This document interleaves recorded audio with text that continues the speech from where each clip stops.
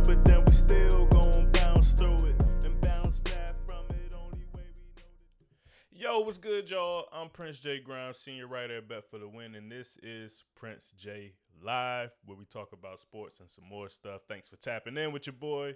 Don't forget to like, subscribe, all that good stuff. And today, I want to talk about Russell Westbrook. Is he the problem in Denver?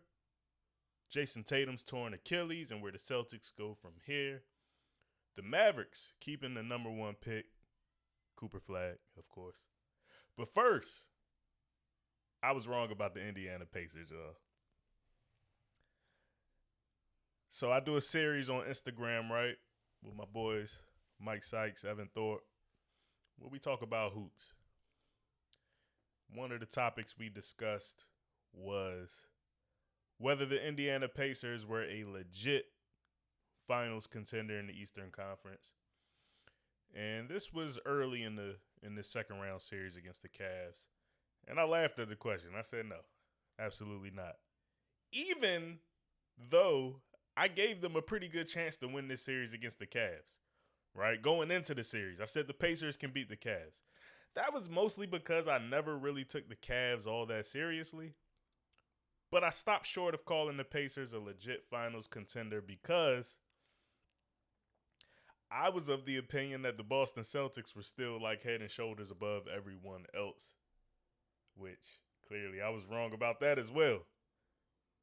I do think some things, the Celtics should be up. I think we can all agree the Celtics should be up 3-1 in the series against the Knicks, but that's not the case. That's not what it is. They're down 3-1. They blew those leads. That happened. Jayson Tatum is hurt now. That series is over.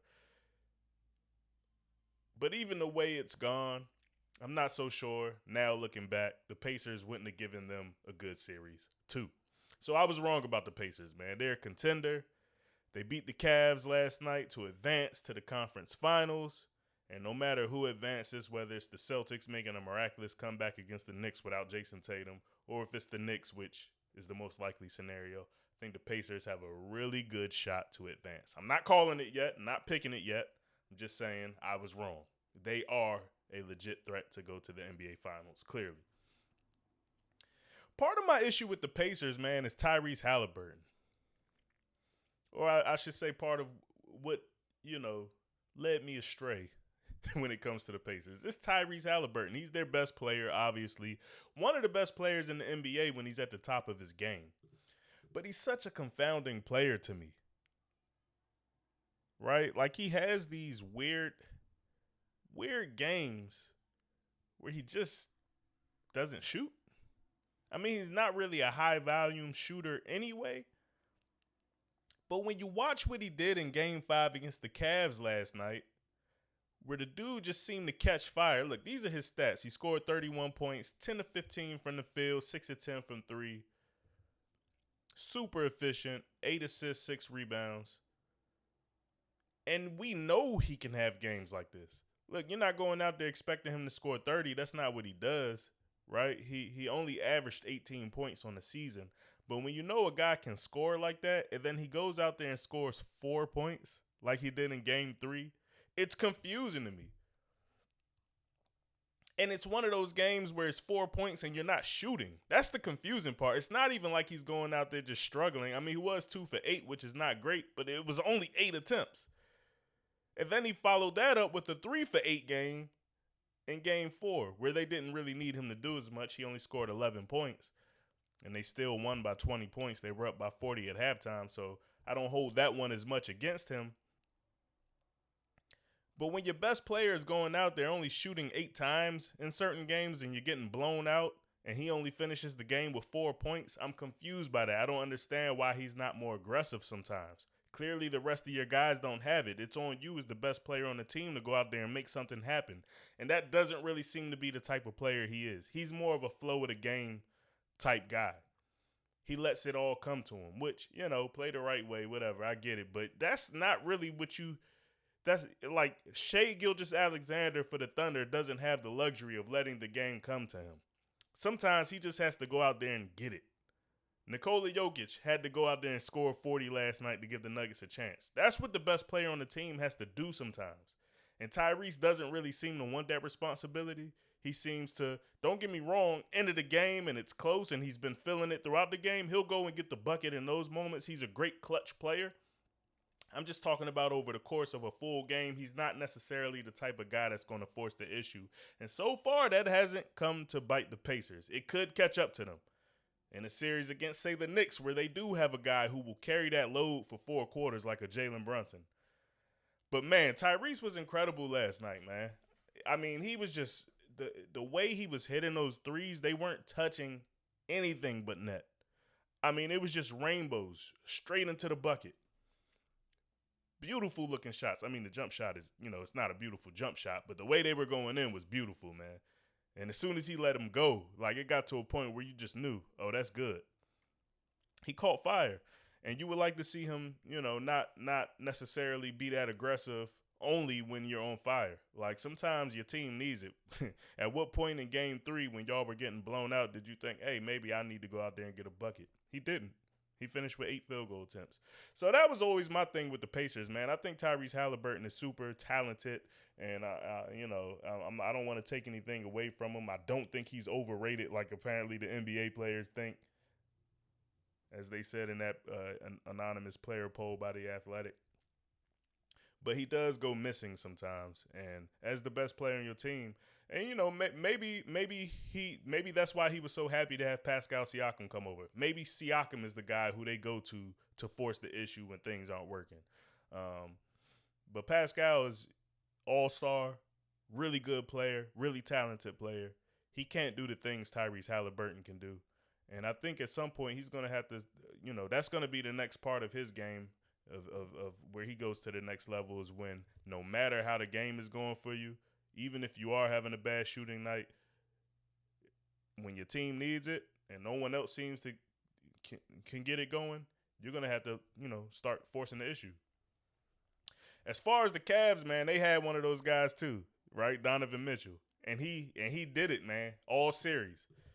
You cannot fault him for the Cavs going down in 5 games this series. Donovan Mitchell went for 40 in 3 straight games. No, he went for 30 in 3 straight games. 33 in game 1, 48 game 2, 43 game 3. He had a down game 4. He's allowed that. He bounced back with 35 in game 5. And it wasn't the best shooting performance. That was 35 and 25 attempts. He was only 32% from the field. But he left it out on the floor. Sometimes that's what you got to do. Nobody else had it going. Evan Mobley gave them something, but they didn't get anything from Darius Garland. Nothing from the rest of those dudes. And Donovan Mitchell left it out there on the floor. He looked stunned after the game. Couldn't believe that, they got worked like this. And I just got to say, man, I know they were banged up. But I'd be lying if I said I didn't feel validated in my feelings that the Cavs were fraudulent all along. Kind of felt like they were playing for the regular season, right? They went super hard to be the top team in the regular season. Number 1 seed. It was like, all right, cool. Still got to do that in the playoffs, though. And, I'm not so sure if they ran up against a healthy Celtics team, they wouldn't have lost to them too. And looking at how the Knicks are playing, I'm not so sure they wouldn't have lost to the Knicks as well. That's tough. And I think what's clear is the Cavs need another piece. Donovan Mitchell is clearly a 1A type of guy. They can feel confident going forward with him as their top guy. And I think you can feel confident going forward with Evan Mobley as your number 2. I think Mobley has proved himself to be a piece that they need to continue working around as they fill this team out. Everything else outside of those two, all bets are off, man. Darius Garland, might be time for them to see what they can get for him. And I think he's an excellent player. I'm just not sure if he can be the 3rd best player on a championship team. Partly because he can't stay healthy, once they reach the playoffs. This is becoming a thing, right? Like, the injuries are hitting. And it wasn't just him, right? Like, in the past, it's been Allen, it's been Mobley, it's been Mitchell. Like, all of these guys get hurt at different times. Even Mitchell was playing through an ankle injury. And you got to give Garland credit. He was playing through, injuries as well once he returned for this series. So, not by any means placing this all on Darius Garland, but just looking at this team moving forward, you have to ask the question whether they need to make changes going into next season or if they want to run it back with this same core. And maybe the answer is running it back. Maybe it's running it back and trying to manage these guys' minutes throughout the season a little better to make sure they are ready to go for the postseason. Maybe this was a freak accident, something you can't really control where they all got hurt, and maybe you just try it again. I'm inclined to believe, they gave it a nice run with this core. And if, and only if, they can find a better number 3 option to put next to Mitchell and Mobley, and maybe that ends up being a number 1 or a number 2 that knocks those two guys down a peg. Whatever the case is, I think if they can build a better, top 3, if the options are out there, they should look into that. I don't know what that looks like. Is it LeBron? Does LeBron want to come back to Cleveland? Right? Like I don't know.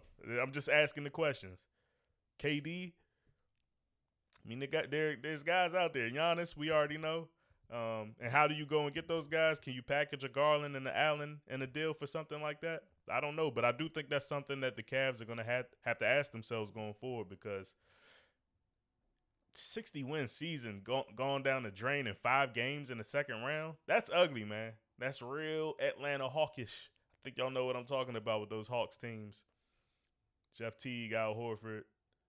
You know what I'm talking about. Kyle Korver, all the 4 All-Stars. Who was the 4th guy? I can't. Joe Johnson. Was it Joe? But they get to the playoffs and nothing. Like it feels a lot like that. Second game of the night, we had Nuggets, Thunder again. And this was another situation where I feel right. I was wrong about the Pacers. Feel a little bit right about the Cavs. And right now I'm feeling like I was right about the Nuggets when I said their indicators for whether they win are Jamal Murray and Aaron Gordon. If each of those guys get you 20, the Nuggets are probably going to win. That's been the case so far in this series. When one of those guys falls under that number, they're probably going to lose. And that's what happened last night. They're now down 3-2 after falling to the Thunder. They got 28 from Murray. Aaron Gordon only gave him 13. And that was all she wrote. Jokic put up 44, man.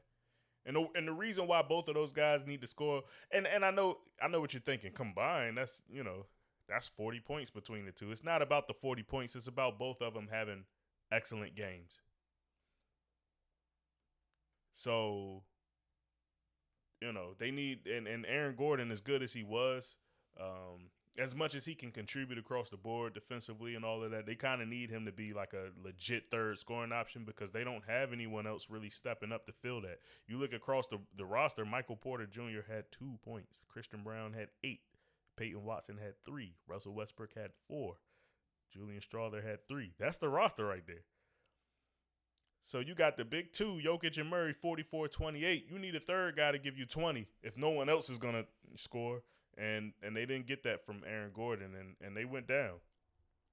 And that's just not the case for the Thunder, man. They have so much scoring spread out across the roster, they don't really need a second or third guy to go off for 20.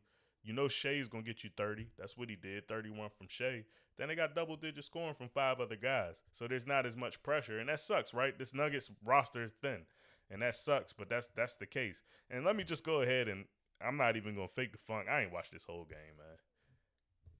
I already told y'all yesterday, the playoffs been kicking my ass, dog. I can't stay up all night. I didn't watch this whole game. I woke up in the middle of the night, TV was on. I turned it off. I didn't even care. I said I'd figure out what happened in the morning. But one thing I feel confident saying is once this series is over, and I picked the Thunder to win, and it's trending that way, never count the Nuggets out, never count out a champion. But I think it's probably going to end with the Thunder taking this series. And I think one thing we can all agree on is this offseason, Michael Porter got to go. He got to go, man. They don't ask much from him. All they ask him to do is go out there and knock down some threes, right? Anything else you get from him is a bonus.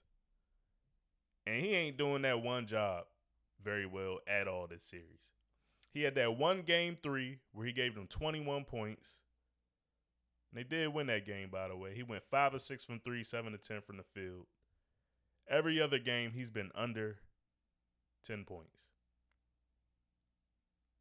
And it's not even that he's just under 10 points. He's not even shooting the ball well in the process. Game 1, 2 points, 1 of 8 from the field, 0 for 3 from 3. Game 2, 8 points, 2 of 10 from the field, 2 of 8 from 3. Game 4, 3 points, 1 of 7 from the field, 0 of 5 from 3. Game 5, last night, basically identical shooting splits. It is identical. 1 of 7 from the field, 0 for 5 from 3. He finished with 2 points. Awful, man. He's shooting 26% from 3 this series after going out and shooting 44% from 3 in the first round. I don't know, maybe it's the shoulder thing. I don't know what's going on. But at this point, I don't think they could sit around and wait for him to get healthy. That's kind of the story of his career, right? I think he's always going to be kind of just less than the player he was supposed to be coming out of college because of injuries, back stuff. For his career, he is a 41% three-point shooter, basically, 40.6, 41% if you round it up. And for his playoff career, he's 37%, 38% if you want to round it up. So there's a dip in his playoff shooting. And this year, he's shooting 36%. So it's even lower than his career average from 3. This series against the Thunder, he's shooting 25.9%, 26%. So this is just an all-time low. And I think it's just a clear sign that he's got to go. They can't win with it. I don't think they can count on him to win going forward. I just don't think it's going to work out for him. So, we'll see how the rest of the series goes. He could go out here and light it up the next 2 games, prove me completely wrong, and bring them back from 3-2. But I don't see it happening, not the way it's been going for him. And so we'll do a deeper dive into what the Nuggets need to do in the offseason to kind of get back on a championship path once that series is over. But the way I see it right now, Porter is my number 1 option for the thing that needs to change. We'll go from there. Now, that brings us to Russell Westbrook, who I guess before this series really tipped off, right around the time it was about to start, ESPN put out an article about how the Nuggets' title chances might ride on the play of Russell Westbrook, the most volatile player. Matter of fact, what was the headline of that article? Let me see if I can find it. Why the Nuggets' title hopes might hinge on the most volatile player in the NBA. And the premise of this article was pretty much, Russell Westbrook does so many good things for the Nuggets that he could elevate their chances to win the title, but he's also so volatile and everything that goes on with him. He's immature, both on the court, off the court. He could also tank their chances. Now, I didn't see it at the time it came out. It's only now coming up now because Aaron Gordon addressed it after the game. And we can go ahead and listen to what Aaron Gordon had to say here for a second. I believe these were his only comments after their loss last night. So let's go ahead and pull that up now. My bad. All right, here's Aaron Gordon. Aaron, you know this team and you know the character of this team. Can you win 2 in a row against that team? Absolutely. But they got to start with 1 at home. But really, I don't feel like talking about the game. Earlier, I caught wind of an article that came out about Russell Westbrook in our locker room after Game 2, which was a completely arbitrary article and pointless and unnecessary by whoever it was that put it out. Russ is one of the most talented basketball players that has ever played the game of basketball. And quite frankly, he's been great for us all year long. We're brothers. We spend more time with our team than we do with our own family. Of course, there's going to be disagreements. But that conversation wasn't for anybody other than our own group and the internal workings of our locker room. So that article is just so arbitrary and so far from the truth. Russ has been amazing for us. And not only is he a great basketball player, but he's an even better human being. And he's going to continue to be great for us, and he's going to make a huge impact, and he's going to help us win these next 2 games. And that's all I got to say, guys. Thanks, man. All right, so the conversation he was talking about there was a report within the article, which it was by Ramona Shelburne, and the report was basically that Aaron Gordon addressed Russell Westbrook, I guess at some point during the regular season, to talk about his attitude. And let me see if I can find the exact wording here. It was, all right, so minutes after the Nuggets lost game 2 of their first round series against the Clippers, Adelman had a problem. That's David Adelman, the interim coach of the Nuggets. Okay, so this was actually during the playoffs after they lost game 2. While Adelman had been at the post-game lectern, there had been a heated discussion between Westbrook and Gordon in the locker room, multiple sources told ESPN. Gordon had challenged Westbrook about his attitude. Outside the locker room, one player relayed why Gordon might have done so. He's so immature, that player said of Westbrook. So that's what Aaron Gordon is saying. Like, that was some locker room stuff, and it didn't need to get out into the public. And so he's defending Russell Westbrook here as his teammate, which, kudos to him. And I got to say, this is the type of stuff that does get reported. So that's fair. If once you get the sources to kind of put it on the record, that's fair to report. But I will also say the general premise of the article is kind of silly, right? And I get it. It's Russell Westbrook with his new team going into OKC to play his old team. So you kind of want to profile that in a way. But I do think Russ is not the same Russ he was in OKC. Like, he's not the number 1 player on this Thunder team, on this Nuggets team. Not even the number 2 option. He's a player who comes off the bench, and he's a player who, quite frankly, is just in there to give them energy minutes, and anything extra on top of that, is just icing on the cake. There was no way he was going to win this series for the Nuggets, and there's no way you can blame him if they lose this series. So to say their chances hinge on him, their title hopes, not even their chances to win this series, their title hopes hinge on Russell Westbrook, that's just ridiculous. That was a ridiculous premise. And so when Aaron Gordon is upset about that, you can kind of understand why.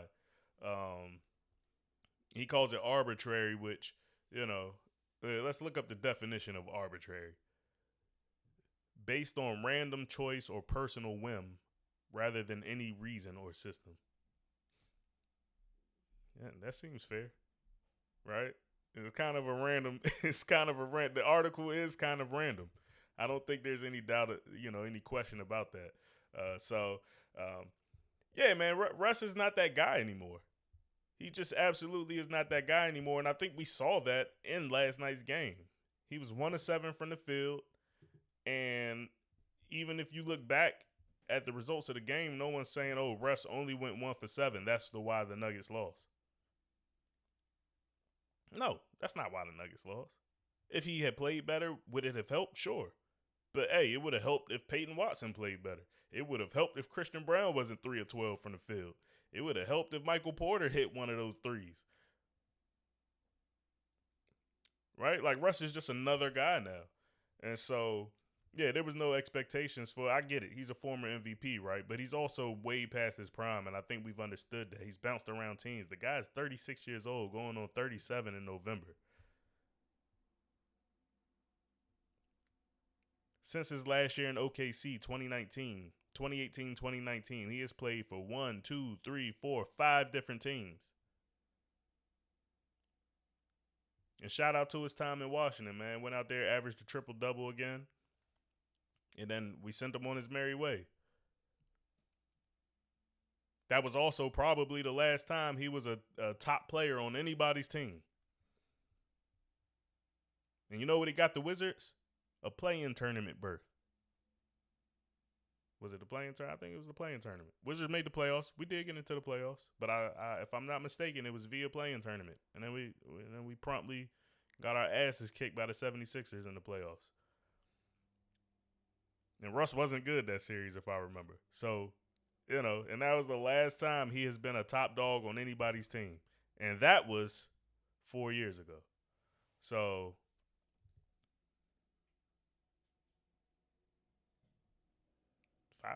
five seasons ago? That was 5 seasons ago. Yeah, you get the point, man. The article was kind of silly. And I like Ramona. I like her reporting. She does good work. But that particular premise, and then that was just a throw-in to kind of give some oomph to it, right? It was unnecessary. It was really unnecessary. Russ was never going to make or break the series, but we can move on. Michael Porter, back to my original point. He's the guy that I think really is making or breaking this thing for the Nuggets. Jayson Tatum has a torn Achilles. I think we pretty much knew that when he went down at the time, but we got confirmation. We got confirmation yesterday. Celtics put it in a tweet. We can go ahead and read that now. Jayson Tatum today underwent successful surgery to repair a ruptured right Achilles tendon. No timetable is currently available for his return, but he is expected to make a full recovery. Further updates will be provided when appropriate. I think that though they wouldn't put a timeline on it, we can all safely say he's out next season. Right? Like, even if you put him on the earlier end of the timeline, what are we talking about? Jayson Tatum coming back just before the start of the playoffs? Will the Celtics even make the playoffs? I think it's a fair question to ask. And so that's what we got to look at when it comes to the Celtics right now. And look, I don't want to count them out in this Knicks series. I know they're down 3-1. I made the point yesterday that I think they are done, even though they should not be done. They still have a deep roster without Tatum. They still have more All-Stars, former All-Stars than the Knicks do. They still have guys who should be able to elevate their games to give them a chance against the Knicks. In fact, the Celtics are 4.5-point favorites in tonight's game. So I don't want to completely count them out, even though I do think they'll lose. With that said, though, even if they do make some miraculous comeback in this series or beat the Knicks for a game, I think eventually this thing is going to go down short of a title, which was the hope for them, was that they were going to defend their title this year. That's not going to happen. And so then next year they have to look at this roster without Jayson Tatum and ask themselves, what should the expectations be? Where do we go from here? And let's just look at their payroll for next year. Obviously, you got Jaylen Brown at the top. He got a fat contract. They'll be paying him for a long time. Jayson Tatum's extension kicks in. He'll be out. And you're paying Drew Holiday $32 million. Kristaps Porzingis $30 million in a contract year. Derek White's getting $28 million. They've got him locked in for a few years. Al Horford's unrestricted free agent. I'm guessing he retires. He'll be 38. He's 38 now. So Peyton Pritchard, they still got him on a pretty cheap deal. So the way I look at this is the guys you can probably lock in for next season are Jaylen Brown, Drew Holiday, Derek White, Peyton Pritchard. That is not a bad foursome, right? And then you got Sam Hauser, obviously, down there. He'll be a factor again. Xavier Tillman's actually locked in for another year too, so maybe he steps up his role with Al Horford potentially going away. Porzingis is the guy I'm looking at here. His $30 million contract in a contract year, he'll obviously be looking for an extension. I think they got to look into trading Porzingis this offseason. I think that's the best way you can improve this roster in the absence of Jayson Tatum and hope to make another run. Jaylen Brown's obviously got to elevate his game. He's got to become a number one type guy. He's been borderline that. He hasn't necessarily cracked that point yet, and he hasn't had to, right? He's always played next to Tatum, who, has kind of carried the load for the most part. Jaylen Brown's got to, and he was a number 3 pick overall, man. He has the talent to do it. He's got to do it, and and I'm not saying he can't do it. I'm just saying we haven't seen him do it because he hasn't had to do it yet. They got to be able to count on him doing that. Drew Holiday is 34. I know he's getting older, but if you're expecting to run it back next year and you're not going to blow this roster up, you're not going to just trade everybody away, I think you keep Drew and play him next to Jaylen in that backcourt and Derek White. I think that's still like a good, solid 3 to work with. I think Porzingis is the guy, and I get it, right? Like Al Horford is, if he goes away, you're losing some size. If you lose him and then you also lose Porzingis. But how much is Porzingis actually contributing to them winning, right? Like how much is he actually helping? We thought he was the key to unlocking stuff last season, but then they went out there and won the championship with him barely playing. Right? Like this series against the Knicks, he's barely playing. He averaged 12 points in the first round. They didn't really need him to beat the Magic. He's averaging 5 points in 17 and a half minutes this series against the Knicks. Let's look at last postseason. He only played 3 games in the finals. They won all 3 games, but he only played 3 games. Porzingis isn't really contributing much to this team in the postseason. So I say try to trade him. And you know who I got in mind for the Celtics? They tried to trade for this guy a couple of years ago.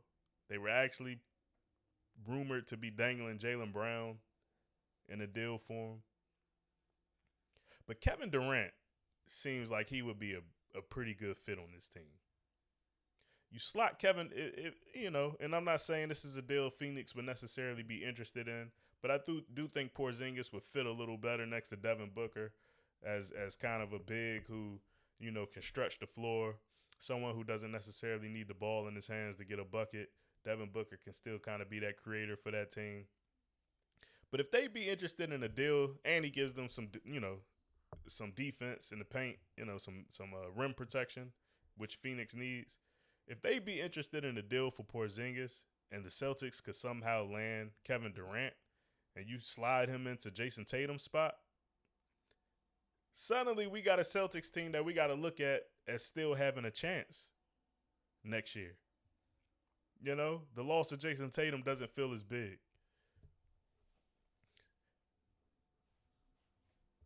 Just throwing that out there, man. I think that's something the Celtics should really think about. Because you can't make a deal for someone like Giannis when you're still paying Jayson Tatum and Jaylen Brown as much as you're paying them for as long as you're paying them. Giannis is going to get a long extension too. But KD's on the older end. He's not going to get a super long deal. It's going to be a lot of money because Kevin Durant he'll be going into a contract year as well, if I'm not mistaken. So he'll want another deal. It's just not going to be a long deal. So you can pay him in the short term. Yeah, KD's due $54 million next year. And then he's a free agent. And maybe it's just a 1-year rental. Maybe you don't even look to lock him in. Maybe it's a 1-year rental while Tatum is out. And that might be something KD's interested in, man. He wants another championship. Go do it. I think that's kind of the perfect scenario for both sides, honestly. So, just throwing that out there, man. Next thing we could hit on before we close this thing out, the Mavericks. They went ahead and I guess relayed to someone in that organization, relayed to ESPN's Tim McMahon that they won't be trading the number 1 pick. We know they won the draft lottery, shockingly. But they won't trade it. They're going to keep Cooper Flagg. They're going to draft Cooper Flagg. They're going to keep the pick. And honestly, I think this is the best thing you could do. The number 1 rule in gambling is to not chase your losses. If the Mavericks were to land the number 1 pick, which they did, and then trade it for someone to help them win right now, that would be an example, a prime example of chasing your losses. They traded Luka Doncic for Anthony Davis to build a championship contender around defense. That plan immediately fell apart the minute Kyrie Irving tore his knee up. Or was it an Achilles? The minute Kyrie got hurt, that plan fell apart, and Kyrie's going to be out next year. And so I don't think trading a number 1 pick who people say is a generational prospect, someone that is not going to come around very often, I don't think trading that player for someone else to help you win next season is a smart move when there's no guarantee that that person is going to help you win, even if it is Giannis. You won't have any shooting around these guys. All you'll be doing is doubling down on the Luka Doncic deal that got you put in a storm of fire in the first place. Now, I will say keeping Cooper on this roster is weird. It's a weird fit.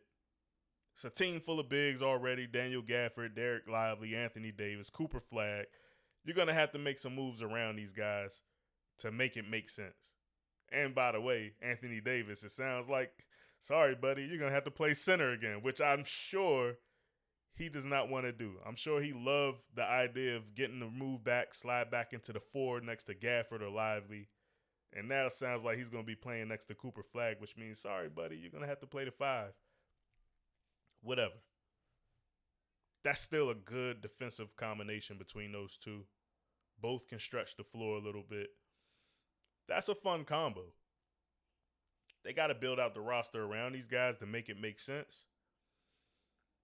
And I'm not sure if it ever makes sense to the point of you're a title contender, but I do know with Cooper Flagg, you now have a longer window to build out a team. Past Anthony Davis. Whenever Anthony Davis is done and he's off this roster, that window is now extended. I think you bank on that extended window rather than shrinking your window by bringing in a Giannis or Kevin Durant, whoever it is. You'd make that move, you basically give yourself about 5 years to do something, if that. And the reason I say if that is because, hey, maybe Giannis is only 30. Maybe he does have another 5 prime years to make you a contender. Does Anthony Davis have another 5 prime years to help him? Or are you going to be looking for help down the line anyway? And we know Kevin Durant doesn't have another 5 prime years. So if he's the person you bring in, it just doesn't make sense to me to double down on that small window. Keep the young guy, figure it out from there. Even if that means eventually down the line you have to blow it up around him. Eventually you have to trade off Kyrie, trade off Anthony Davis. You got Cooper Flagg, you got someone you can build around going into the future, which is what they had in Luka Doncic.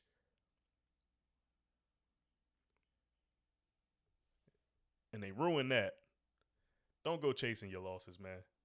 Consider this a blessing. Keep the guy. Figure it out from there. All right, before we get out of here, man, the Timberwolves are favored by 10.5 points in tonight's game against the Golden State Warriors. I'm going to go ahead and take Golden State to cover that number. I do think Golden State, I'll take the points with the Warriors. I do think they lose, though. I think the series is over. Even if they don't lose, the series is over. I think we all know that. But I think it ends tonight. I think the Timberwolves at home, they're going to go ahead and get the Warriors up out of here. They don't really want to extend this series any longer than they need to. Whoever they play, whether it be the Nuggets or the Thunder next, is going to give them a really tough series. I think they want to be as rested as possible. The Timberwolves are going to go out here. They smell blood in the water. Julius Randle's playing phenomenal. Anthony Edwards is giving them everything that they could ask for. I think the Timberwolves go ahead and end this game tonight, but I'll take the points with the Warriors. Jimmy Butler, he's got the heart of a champ. Even though he is not a champ, he's going to go out there and give it a fight. It's just not going to be enough. And that's it for tonight, y'all. I said tonight. It is not tonight, but whatever. We can call it a wrap with that. Appreciate y'all for tapping in with your boy. Don't forget to like and subscribe and live life live. Let's go.